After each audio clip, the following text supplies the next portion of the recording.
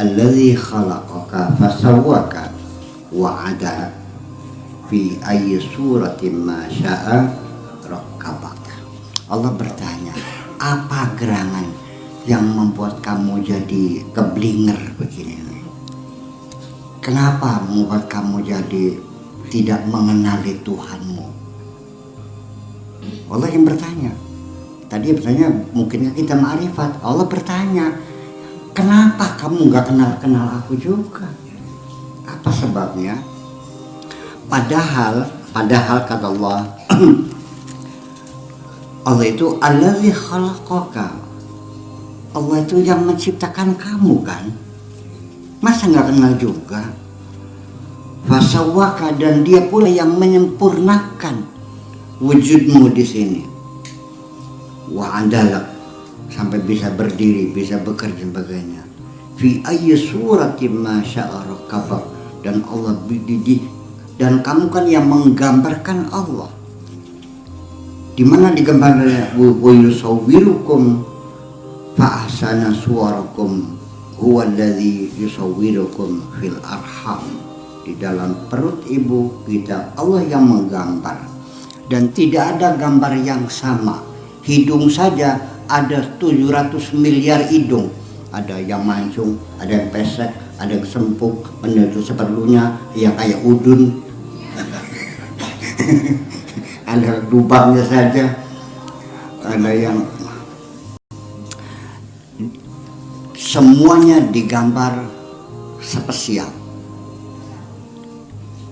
Kenapa kamu nggak kenal juga? Allah yang bertanya, malah bukan Bapak Jabal yang nanya. Ya, kenapa Anda nggak kenal juga? Bukankah Allah yang menciptakan kamu? Bukan Allah yang menggambar kamu? Bukan Allah yang menyembelih kamu? Kok nggak kenal juga? Kenapa? Sebetulnya bahwa manusia ini pada saat Allah mencipta nafsu itu sudah ada sejak kita masih di dalam perut ibu kita, dan nafsu kita sudah kenal Allah. Yuk kita baca firman Tuhan. Wa akhadha rabbuka min bani adam min zuhurihim. Ketika manusia dicipta oleh Allah dari punggung Adam, yaitu dari sperma dan sebagainya. Setelah jadi zuriyatahum, turunannya, wa ashhadahum ala anfusihim, dan Allah mempersaksikan atas nafsu mereka sendiri. Alastu birabbikum, bukankah aku Tuhanmu? Bayangkan. Qalu bala syahidna, ya Tuhan, engkau adalah Tuhanku. Berarti kita dulu sudah kenal Tuhan, kenapa sekarang nggak kenal? Ada apa sesungguhnya? Ini yang jadi persoalan.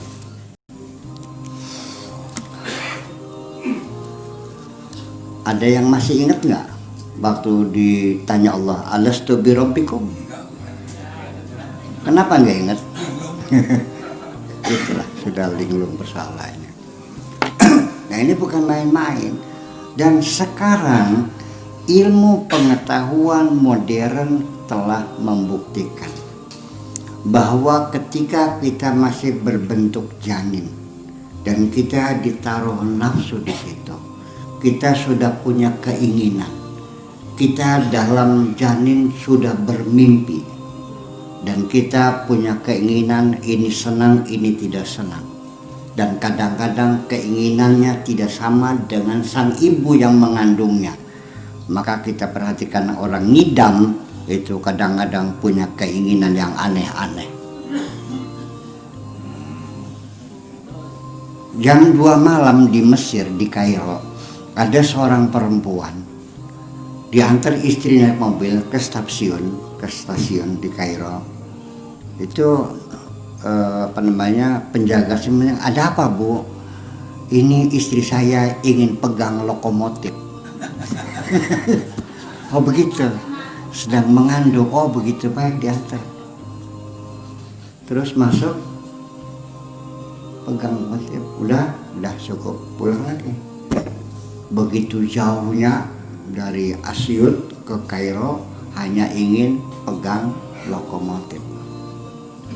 Ada nggak ibu-ibu yang waktu ngidam suka makanin tanah dibakar? Waktu ibu hamil pernah nggak ngelihat suami benci banget? Pernah nggak? Itu artinya bahwa sejak kita masih janin, kita sudah punya keinginan.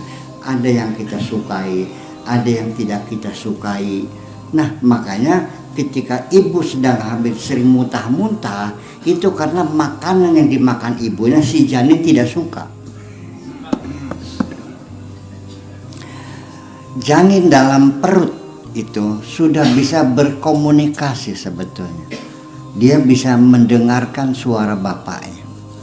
Dia bisa mendengarkan suara ibunya. Dan bisa berkomunikasi. Di suatu hari di Amerika konon kabarnya orang hamil itu masuk dalam ruangan laboratorium, perutnya itu ditempelin dengan lakban dan sebagainya, kabel-kabel, akhirnya janin itu kelihatan di layar. Lalu disetelkan lagu-lagunya Celine Dion, lagu-lagunya Stevie Wonder, I Just Call to Say I Love You. Lagunya lembut, sang janin bergoyang, ikut menari dengan lagu yang lembut itu. Begitu diputar lagunya Michael Jackson, lagu Thriller, pelojotan gitu bayi.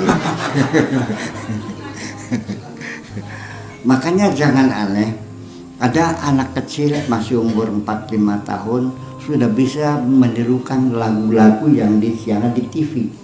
Bahkan jogetnya juga sudah pintar. Kata orang tuanya, gatekan temennya gitu. Artinya kok pinteran banget. Ya iya, diajarin sejak dalam janin kok, dalam perut. Ibunya keluar masuk diskotek soalnya. Bahkan janin itu sendiri itu bermimpi. Saya tidak ingat. Tapi kapan saya mimpi saya tidak ingat. Tapi saya sering sekali dulu waktu kecil, saya tidak ingat. Itu seringkali saya naik perahu, naik papan terbang, melayang-layang gitu. Saya merasakan impian itu melekat. Jangan-jangan itu ketika saya dalam perut ibu, saya terapung-apung di air ketuban itu barangkali. Jadi yang jadi kembali, Allah bertanya kepada Jamal, kenapa engkau tidak kenal aku? Itu pesan bahasa.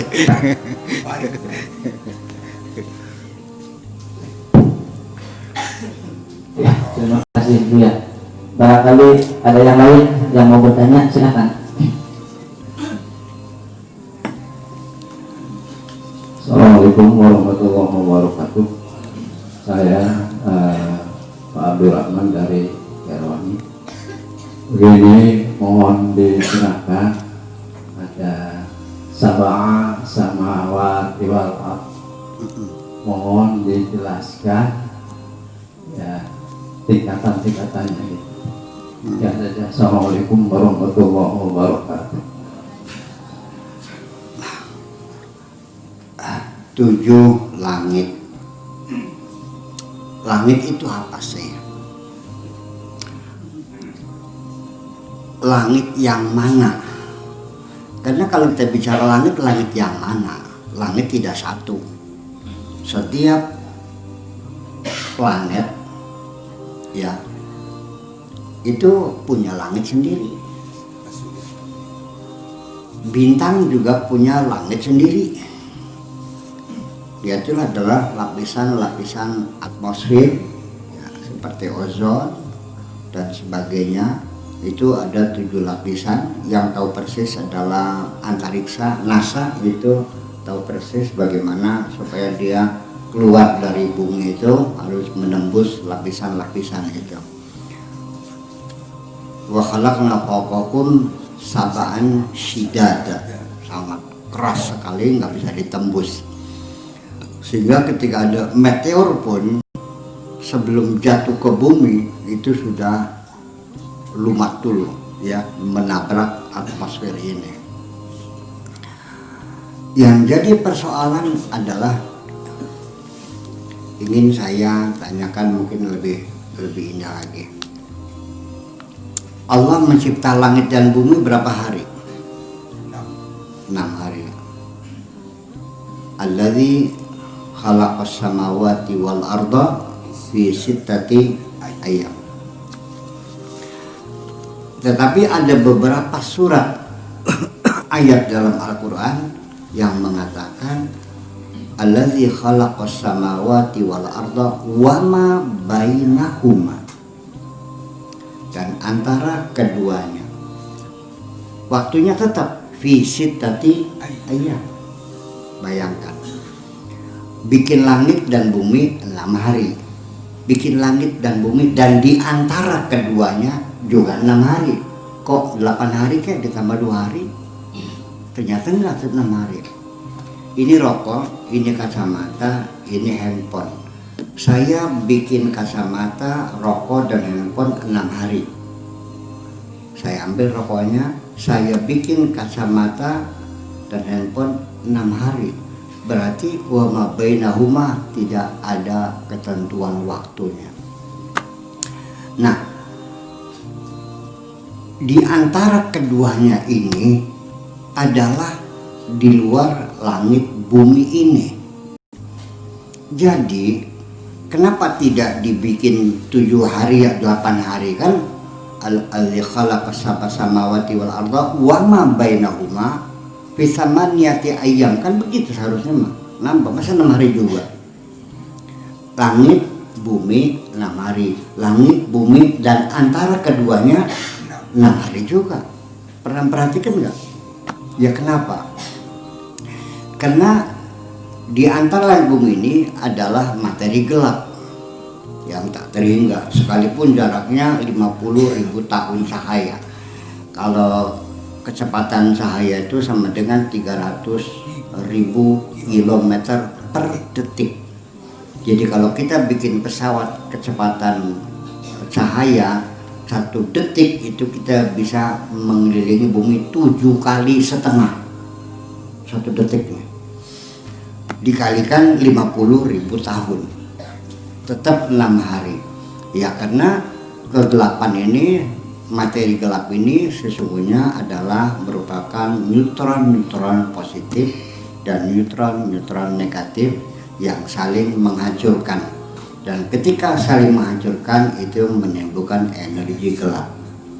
Tetapi terjadinya neutron positif dan neutron negatif dan saling menghancurkan tidak ada jeda waktu pada saat yang sama. Itulah sebabnya wa ma bainahuma tidak usah dihitung karena tidak ada jeda waktu. Itulah yang ini bukan langit. Langit itu yang apa namanya, perisai mantelnya bumi yang melindungi bumi, itulah namanya langit. Kalau sana namanya itu al-fadha, artinya ruang angkasa. Yang ada di dalam langit kita ini itulah yang disebut dengan bumi. Bapak-bapak pernah lihat pesawat terbang di atas? Itu di atas bumi atau di dalam bumi? Di dalam bumi. Kita sekarang ada di atas bumi atau di dalam bumi? Di dalam bumi. Wasiru fil ardi wanzuru kaifa bada'al khalq. Wasiru fil ardi wanzuru kaifa aqibatul mujrimin. Wasiru fil ardi, berjalanlah di dalam bumi. Tidak dikatakan alal ardi karena kita ini di dalam bumi. Pesawat itu di dalam bumi, bulan pun berada di dalam bumi. bumi ini bukan yang kita injak, tapi bumi beserta langitnya yang 7 itulah namanya bumi. Sehingga semua yang ada di bumi ini adalah terjadi adanya gravitasi. Jadi ketika pesawat itu terbang, itu tidak bergeser dari posisi bumi, tetap dia berjalan bersama bumi. Kalau tidak, maka kata seorang Syekh Wahabi di Saudi Arabia, mubalik di sana, dia ceritakan mana mungkin bumi ini berputar. Kalau iya bumi berputar, ya, ngomongnya gini, ini Syekh di sana, ulama besar. Besar. Kalau iya bumi berputar, ya sudah, kita naik pesawat, nanti di atas berhenti. Nah, nanti kita turun lagi sudah sampai Cina katanya. Segimana lah? Ya karena dia tidak tahu pemahaman langit bumi seperti apa. Jadi artinya bahwa semua yang ada di dalam bumi ini berputar bersama bumi. Bapak pernah naik kereta api?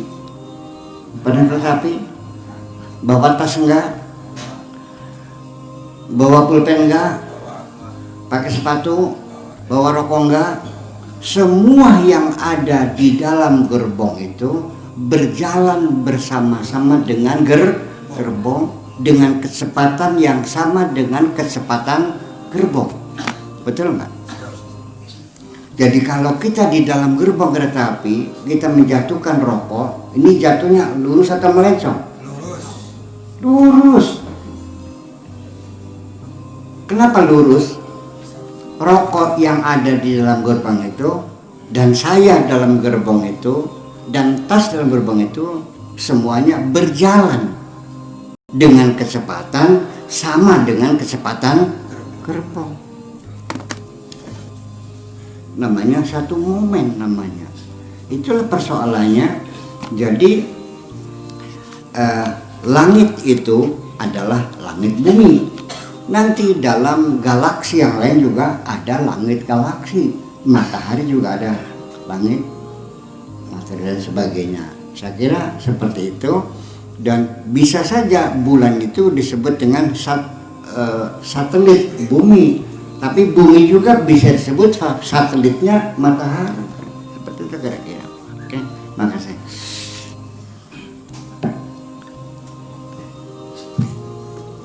Alhamdulillah. Pusing. Insya Allah paham semua, insya Allah. Ya, lanjut.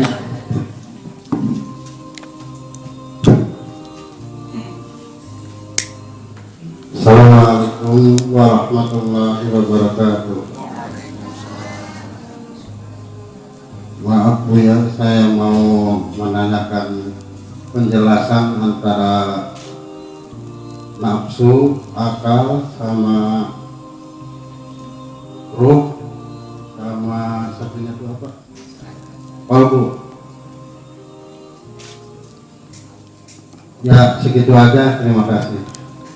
Akal, kalbu, ya usus, rahim, bokong, mata, telinga itu masuk dalam jasad sebagai anatomi, itu masuknya jasad.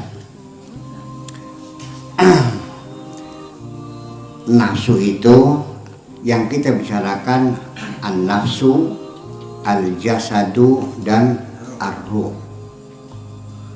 Nanti an-nafsu itu ada nafsu al-lawamah, ada nafsu mutmainnah, ada nafsu ammarah, ya, nafsu, dan seterusnya dan seterusnya.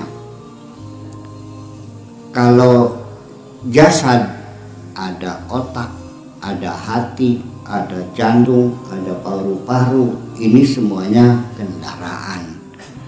Saya naik mobil, energinya, bahan bakunya itu premium, itulah energi yang membuatkan mobil itu bergerak. Mobil ini adalah jasad dan saya ini nafsu. Seperti itu. Maka ketika nafsu itu ditaruh di dalam jasad, jasad itu juga ditaruh jendela, dipasangi jendela supaya nafsu kita bisa melihat keluar, namanya mata. Nafsu ditaruh dalam jasad, tetapi juga nafsu bisa mendengarkan informasi-informasi dari luar, maka dipasang telinga. Iya kan? Nafsu juga ingin menyampaikan pendapat sebagainya, maka dipasang mulut.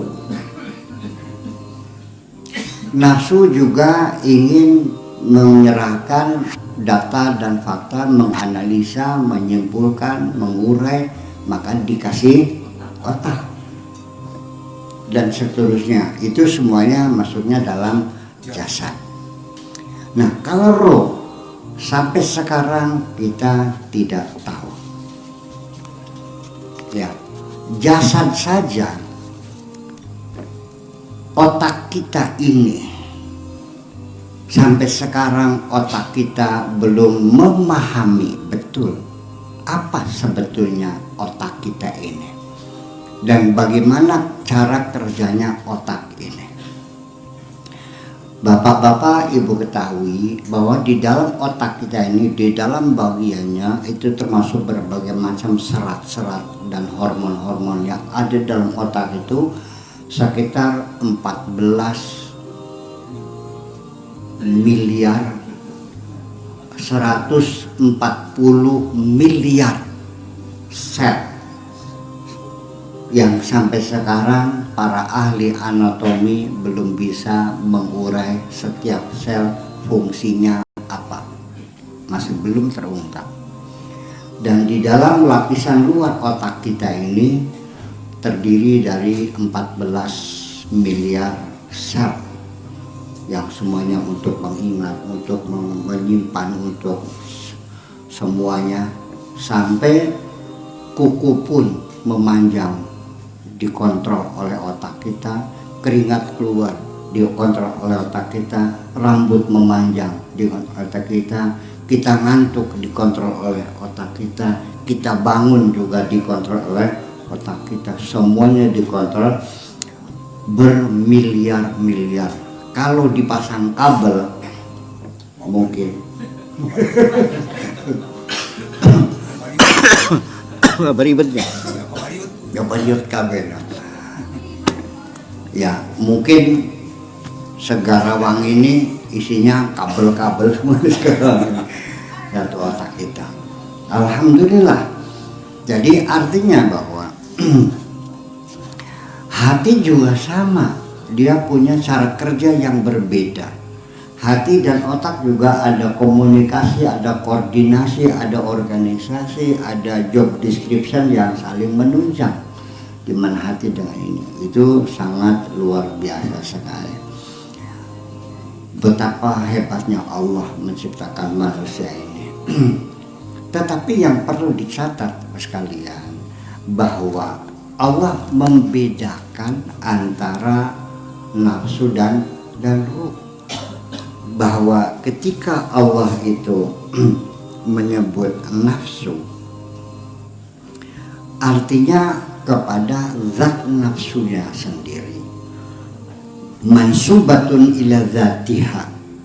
Tapi ketika Allah itu menyebutkan ruh, itu selalu mansubun ilaihi ila rabbi subhanahu wa ta'ala. Mari kita lihat, ketika Allah menyebut ruh, wa kharajna 'alaiha ruhana anfusahum, ya selalu nafsu kita. Tapi begitu ruh, wa arsalna ilaihi ruhana fatamassala laha basharan sawiyya. Selalu roh dinisbatkan kepada Allah. Wallati ahsanat farjaha Fanafakhna fiha min ruhina, ruh kami. Fa idza sawaituhu wa nafakhtu fihi min ruhi. Selalu Allah mengidhofatkan ruh kepada zatnya, tidak kepada siapapun. Tapi kalau nafsu adalah nafsumu, itu persoalannya. Jadi begitu ya sadunaka ni ruh, qul ruhu min amri rabbi. Ruh itu urusan Allah. Ini bukan berarti kita tidak boleh meneliti ruh, silakan. Tapi pada kesimpulannya nanti di penghujungnya kita pasti akan menyimpulkan tidak tahu. Karena itu urusan Allah Subhanahu wa Ta'ala. Jadi kalau Bapak nanya tentang ruh, saya pun akan mengatakan ar-ruhu min amri rabbi, bahwa ruh adalah urusan Tuhanku. Tetapi ada enggak? Ada. Karena tanpa ruh pasti kita akan menjadi bangkai. Betul enggak? Jadi bangkai enggak? Jadi bangkai, rongsok. Nah itu. Nah, jadi sesungguhnya nanti nafsu itu mencicipi mati, tapi tidak mati. Kalau jasad itu mati dan dia akan rusak, kembali menjadi tanah lagi. Tapi ruh itu tetap ada dan nafsu juga tetap ada, dan nanti membikin jasad mah gampang. Iya. Tidak aneh. Dulu Allah bikin kita juga bisa kan? Masa bikin lagi nggak bisa? Ya kan gitu. Ya. Dan nanti suatu ketika nafsu itu kapan disebutnya mencicipi mati, yaitu pada saat dia harus berpisah dengan jasad dan ruh. Itulah dia mencicipi. Oleh karena itu maka roh itu sesungguhnya sangat rahasia sekali. Nafsu itu kita rasakan bahwa yang disuruh beribadah adalah nafsu kita, yang disuruh untuk menjauhi larangan Allah adalah nafsu kita. Nafsu kita bisa jahat, bisa baik, bisa beriman, bisa kafir, bisa ngelawan, bisa nurut, bisa maksiat, bisa taat. Itulah nafsu kita selalu berubah-ubah. Oleh karena itu maka Nabi Yusuf ketika mengatakan wa ma ubarri'u nafsi innan nafsa la ammaratun bisu. Aku tidak bisa membebaskan diriku dari nafsu ini. Nafsuku selalu mengajak aku berbuat jahat. Gitu. Nah, oleh karena itu kita ini tidak disuruh membunuh nafsu. Kata nafsu sendiri juga sulit saya dalam bahasa Indonesia. Hawa nafsu, nafsu, bernafsu. Kalau lihat cewek bernafsu enggak? Nafsunya gede katanya. Nafsunya. Jadi dalam bahasa Indonesia itu saya kira sebetulnya apa sih nafsunya? Jiwa gitu barangkali. Ya, enggak juga, bukan gejolak. Ya, itulah nafsu. Sekarang begini. Yang ingin makan siapa? Nafsu. Yang ingin terhormat siapa? Nafsu. Yang ingin disanjung siapa? Nafsu. Kalau jasad mah ini mah pasukan. Ya kan, terserah disuruhnya. Jasad kita dikerahkan. Nah itulah makanya seringkali kita mengatakan sulit. Allah tidak menyuruh kita membunuh nafsu. Nafsu nggak bakal mati. Kitanya tidur, nafsunya tidak tidur. Kitanya bangun, nafsunya bangun. Kitanya berdiri, nafsunya berdiri. Kitanya duduk, nafsunya berdiri juga. Jadi artinya di sini bagaimana kita bisa melawan nafsu? Ya nggak bisa, memang nggak bakal pernah mati. Iya. Jadi kapan matinya? Nggak bakal mati. Sampai kamunya mati juga nafsunya nggak mati-mati. Jadi yang penting begini. Diterusin ayat tadi. Wa ma ubari'un nafsi inna nafsa la amaratum illa ma rahima rabbi, kecuali ketika kita disayang oleh Allah. Jadi tugas kita sebetulnya bukan melawan nafsu, buang waktu sia-sia, ditampar pergi datang lagi, ditendang pergi datang lagi, dibunuh nggak mati dia, terus gimana? Ya bodoh nafsu. Makanya illa ma rahima rabbi, jadi supaya kita bisa mengatasi kecuali disayang Allah. Jadi yang penting bagaimana kita disayang. Nanti Allah yang mengecili volume itu, nggak mati sekali, cuman artinya terkendali, tidak lagi binal, ya kan? Tapi sudah terkendali, artinya akan bisa sejalan dengan perintah-perintah Allah itu semuanya. Jadi yang penting bukan mengalahkan nafsu, tapi mengecilkan volume nafsu. Artinya kita pengen kaya, ya boleh, silakan, nggak ada masalah. Lalu akhirnya kita terdorong, diproses oleh otaknya. Gini kita cerita, ini otak kerjanya. Suatu ketika kita melihat ada motor di pinggir jalan, kata nafsu, tewak aja, ambil aja. Begitu kita ada keinginan untuk mengambil motor orang, di situ nafsu akan berperang di dalam kita. Nah, otak kita gimana? Otak kita belum bekerja karena otak kita belum diminta. Dalam proses itu sendiri sudah terjadi perdebatan yang sengit di dalam diri kita sendiri. Ada pihak yang mengatakan kalau kamu ngambil motor kamu namanya maling. Ya jangan dong. Nanti kata yang satu lagi, tapi saya kan butuh motor. Ya beli dong. Siapa lagi dari mana belinya, duit nggak punya, ya kredit dong. Ya kredit bayar juga. Ya kalau ngambil namanya maling. Kalau ketangkap orang dibakar hidup-hidup kamu nih. Terjadi negosiasi, akhirnya sepakat, ya sudah kalau begitu, kalau beli motor kapan belinya, ya sudah sekarang maling aja. Begitu keputusan maling, nah baru dikirim kepada otak kita untuk diregulasi, diproses gitu. Kesimpulan, ya situlah saran tindak dari otak kita mengatakan kalau mau ngambil jangan sekarang. Itu otak yang kerja. Otak itu disuruh meregulasi kebaikan bisa, meregulasi kejahatan juga bisa, tergantung perintahnya. Otak mah itu up to you, tergantung kamu. Karena disuruh jadi maling, otaknya oke, jangan sekarang, kamu di jam 11, sebentar lagi yang punya motor akan pulang, jadi besok aja.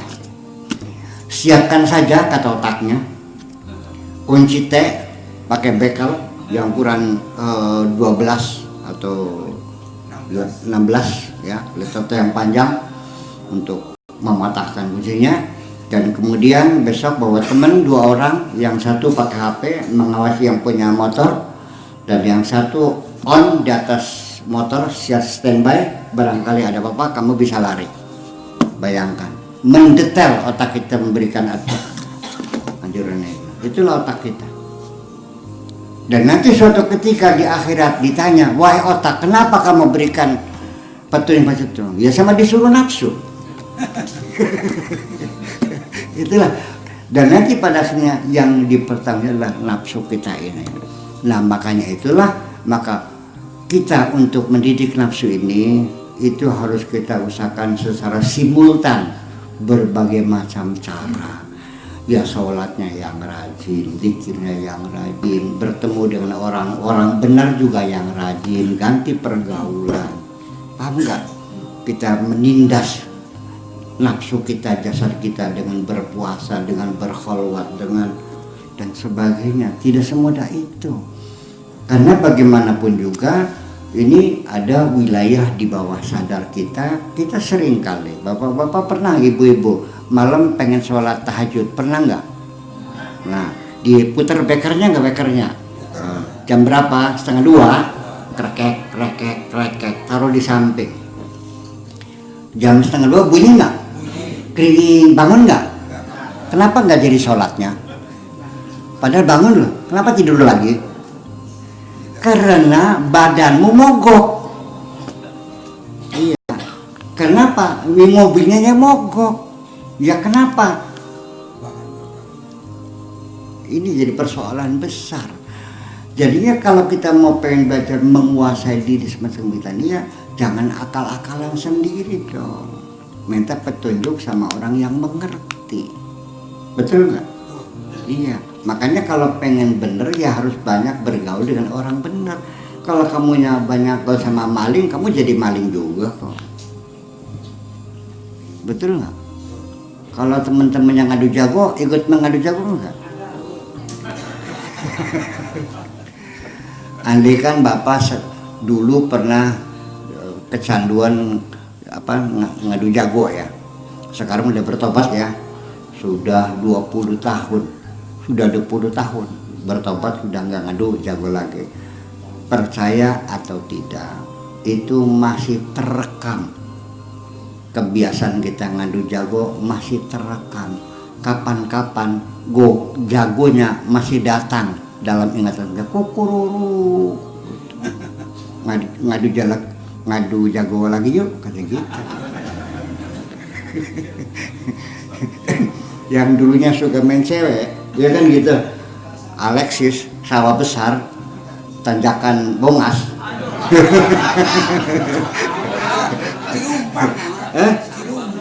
Gelumpang. Oh, Gelumpang ya. Ya, kita sudah bertobat, sudah kawin, sudah baik-baik. Itu masih datang cewek-cewek tuh. Ngajak lagi. Iya. Makanya kita diperlukan namanya itu konsistensi. Namanya konsistensi. Terus kita mengontrol, mengawasi, muwatabah, mulazamah, mudawamah, itu adalah konsistensi. A, B, C. A itu namanya alfa, B itu brainwash, dan C itu konsistensi. Itu termasuk mulazamah, mudawamah, itu terus menerus, dan kita tidak boleh lengah sekejap pun. Kalau tidak, kita akan tergelincir lagi. Itulah namanya hidup seperti itu. Makanya jangan khawatir, dijamin kita pasti berdosa. Ya, jangan dikira bahwa orang yang hebat yang tidak ada dosanya. Enggak. Yang hebat bukan orang yang tidak berdosa. Andai kan bapak-bapak tidak berdosa, laulam tuznibu la zahaballahu bikum.